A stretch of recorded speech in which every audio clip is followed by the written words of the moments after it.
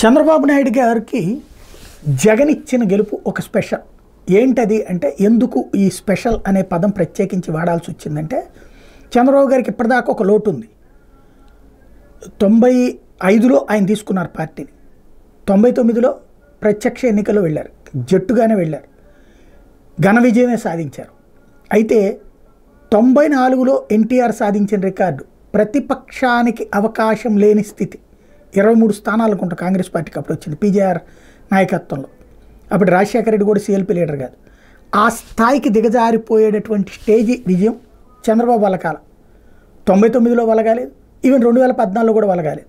ప్రధాన ప్రతిపక్షం చాలా బలంగా ఉంది ఆనాడు జగన్ది. ఇప్పుడు సీన్ కట్ చేస్తే జగన్ పరిస్థితి 11 స్థానాలకు పరిమితమైంది.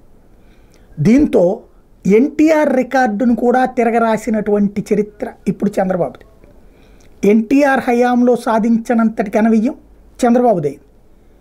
ఇప్పటిదాకా ఉన్నటువంటి ఆ లోటు, చంద్రబాబుకు పేరుతో ఉన్నటువంటి ఆ లోటు పూడ్చినట్టయింది.